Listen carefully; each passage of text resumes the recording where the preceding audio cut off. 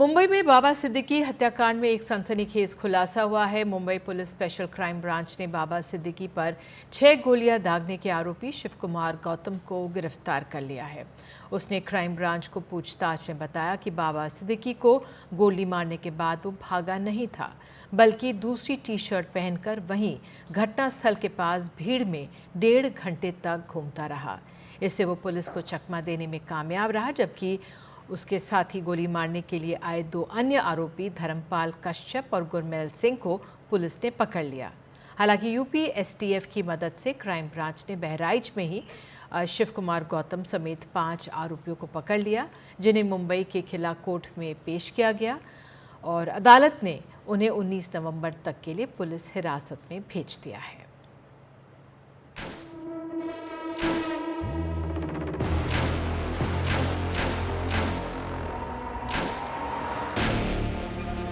तारीख 12 अक्टूबर 2024।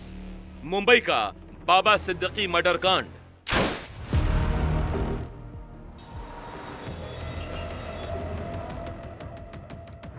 तीस दिन में मुंबई को सन्न कर देने वाले बाबा सिद्दीकी मर्डर कांड अब 360 डिग्री पर घूमकर खड़ा हो गया है।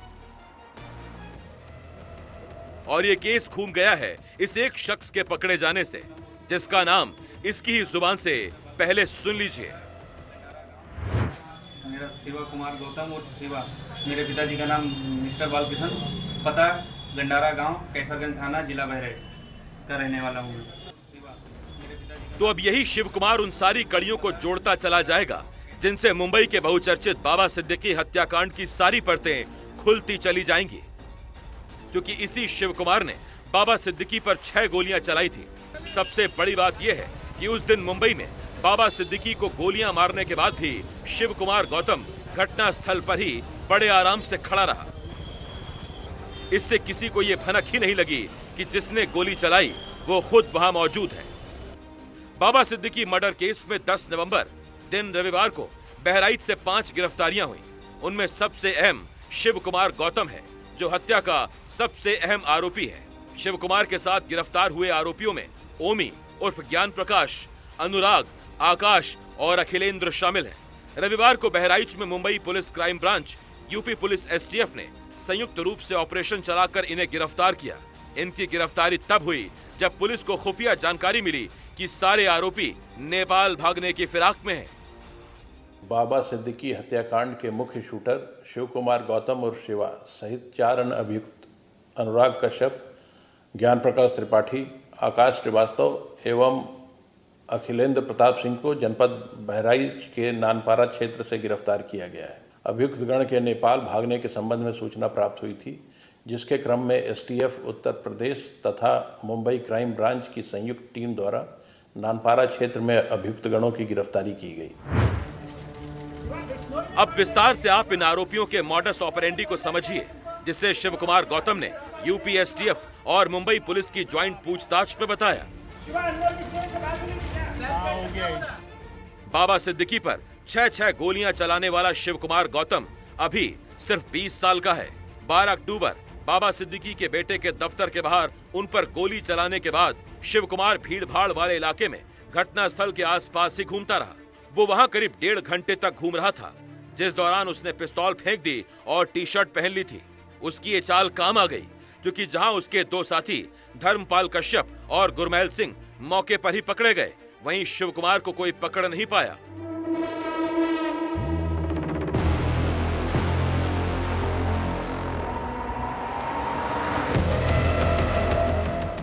इस हत्याकांड को अंजाम देने के पीछे सबसे बड़ा मकसद बॉलीवुड और मुंबई में दहशत फैलाकर बड़े पैमाने पर गुंडा टैक्स वसूली था, लेकिन अब ये सभी सलाखों के पीछे आ गए हैं।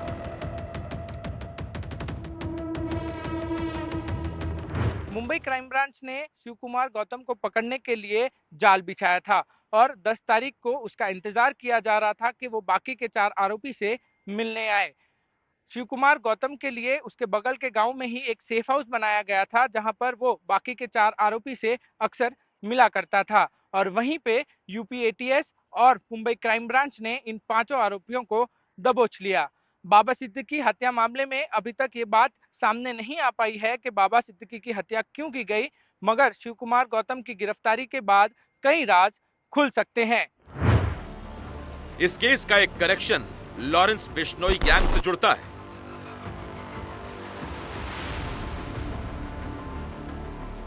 यूपीएसटीएफ के मुताबिक मुख्य शूटर शिव कुमार और पहले ही गिरफ्तार हो चुका धर्मराज कश्यप एक ही गांव के रहने वाले हैं। ये दोनों महाराष्ट्र के रहने वाले शुभम लोनकर के संपर्क में आए, जिसने स्नैपचैट के जरिए लॉरेंस बिश्नोई के भाई अनमोल बिश्नोई से बात कराई।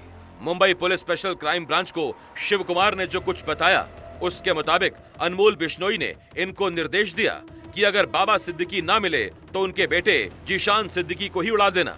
इस काम में उनकी मदद उसी शुभम लोनकर ने की, जिसने स्नैपचैट के जरिए अनमोल बिश्नोई से शिव कुमार और धर्मपाल कश्यप की बात कराई थी। शुभम लोनकर ने ही इन शूटर्स को गोली, कारतूस और मोबाइल फोन भी उपलब्ध कराए। इतने बड़े हत्याकांड को अंजाम देने के लिए शिव कुमार से वादा किया गया था कि उसे एक मुश्त 10 लाख रुपए मिलेंगे, साथ ही हर महीने कुछ न कुछ रकम भी दी जाती रहेगी।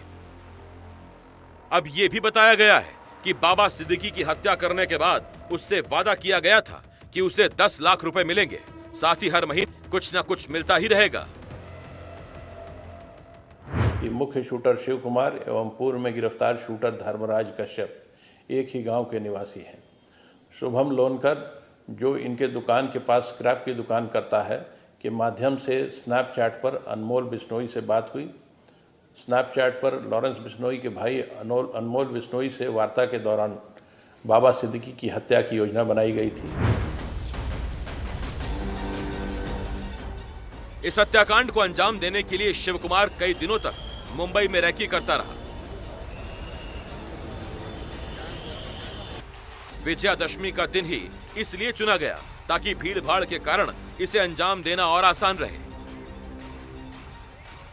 पुलिस के मुताबिक इस काम में उनका एक और मददगार जालंधर निवासी यासीन अख्तर भी था, जो शुभम की तरह ही लॉरेंस बिश्नोई गैंग से जुड़ा हुआ है।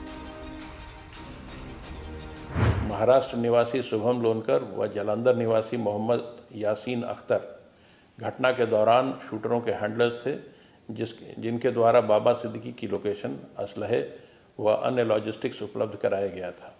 प्रकरण में अग्रिम विधिक कार्रवाई मुंबई पुलिस द्वारा की जा रही है।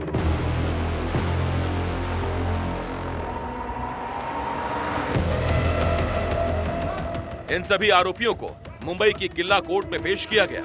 शिव कुमार ने अपने गुनाहों को जांच एजेंसियों के सामने कबूल तो कर लिया, लेकिन जिस पिस्तौल से गोली मारी गई थी वो पिस्तौल अब तक नहीं मिली है।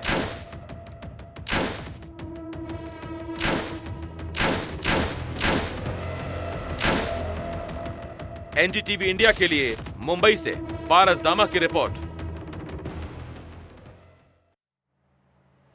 अगर पहले दिन से ही Mumbai police special crime branch ने चुस्ती नहीं दिखाई होती तो आज शिव कुमार उसके शिकंजे में नहीं होता, वो नेपाल भाग गया होता। बाबा सिद्दीकी हत्याकांड के तुरंत बाद क्राइम ब्रांच ने शिव कुमार के परिजनों का पूरा डेटा निकाला, जिनमें 45 लोग थे।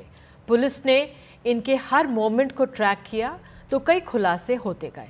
आगे बढ़ने के साथ मुंबई पुलिस की जांच 4 लोगों पर जाकर टिक गई जो शिव कुमार के संपर्क में थे। पुलिस ने उसकी लोकेशन पर नजर रखी तो पाया कि यही 4 लोग हैं जो शिव कुमार गौतम से जाकर मिलते हैं, उससे संपर्क में रहते हैं और उनके जरिए ही आखिरकार क्राइम ब्रांच शिव कुमार को दबोचने में कामयाब हो गई। आपको ये जानकर आश्चर्य होगा कि लॉरेंस बिश्नोई गैंग इस मामले में सिर्फ शिव कुमार एंड कंपनी पर ही आश्रित नहीं था, बल्कि उसने एक प्लान बी भी तैयार कर रखा था, जिसमें शूटर्स को AK-47 राइफल्स देकर झारखंड के नक्सल ग्रस्त इलाके में शूटिंग का अभ्यास कराया गया। इसको समझने के लिए देखिए ये खास रिपोर्ट।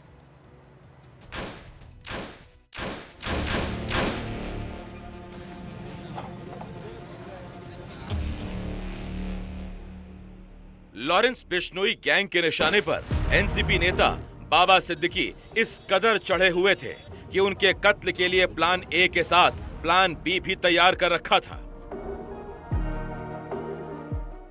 हालांकि प्लान ए के तहत ही बहराइच के शिव कुमार गौतम के साथ धर्मपाल कश्यप और गुरमैल सिंह ने ऐन विजयादशमी के दिन ही बाबा सिद्दीकी की उनके बेटे जीशान सिद्दीकी के दफ्तर के बाहर हत्या कर दी थी, तब उस हत्या के बाद मुख्यमंत्री एकनाथ शिंदे ने कहा कि कोई बचकर निकल नहीं पाएगा।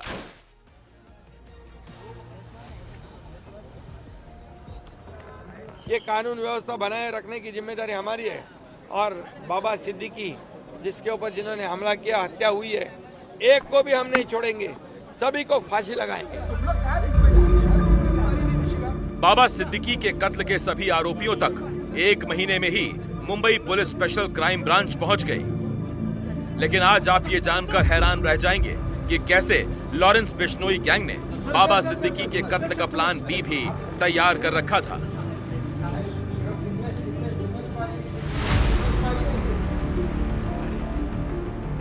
प्लान बी का खुलासा तब हुआ जब क्राइम ब्रांच ने पुणे से गौरव विलास को गिरफ्तार किया। प्लान बी ये था कि अगर प्लान ए में Shiv Kumar and company fail होती है तो प्लान बी में गौरव उसे अंजाम देगा। इसके लिए गौरव को फायरिंग के अभ्यास के लिए झारखंड भेजा गया था। गौरव के साथ ही इस मामले में गिरफ्तार आरोपी रूपेश मोहोल भी झारखंड गया था। वहां दोनों ने कई राउंड फायरिंग करके गोलियां चलाने का अभ्यास किया था। इस काम को भी अंजाम तक पहुंचाने का मास्टरमाइंड शुभम ही था, जो अब तक पुलिस के गिरफ्त में नहीं आया है। झारखंड में गौरव और रूपेश को अभ्यास के लिए हथियार और कारतूस भी शुभम ने ही मुहैया कराए थे। हालांकि अभी तक क्राइम ब्रांच झारखंड के उस स्थान तक पहुंच नहीं पाई है जहां जाकर ये दोनों आरोपी शूटिंग की प्रैक्टिस कर रहे थे। जांच के दौरान ये बात भी सामने आई कि गौरव विलास के साथ रूपेश मोहोल और शुभम लोनकर 28 जुलाई 2024 को झारखंड गए थे। वहां उन्होंने एक दिन फायरिंग का अभ्यास किया, फिर 29 जुलाई को पुणे लौट आए, लेकिन शुभम लोनकर के संपर्क में लगातार बने रहे। प्लान बी में शामिल इन सभी आरोपियों को हत्याकांड को अंजाम देने के बदले में 25-25 लाख रुपए नकद, एक अपार्टमेंट, एक कार और दुबई घुमाने का लालच दिया गया था। क्राइम ब्रांच की जांच में ये बात सामने आई है कि प्लान बी में कुल 6 शूटर्स को हायर किया गया था। क्राइम ब्रांच ने इनके पास से 5 पिस्तौल और 64 जिंदा कारतूस बरामद किए थे।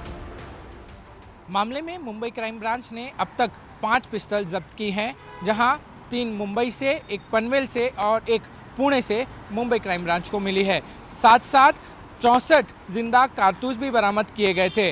वहीं क्राइम ब्रांच को अब ये भी शक है कि इस मामले में एक और पिस्तौल है और तकरीबन 40 से 50 जिंदा कारतूस है, जिसकी खोज मुंबई क्राइम ब्रांच लगातार कर रही है।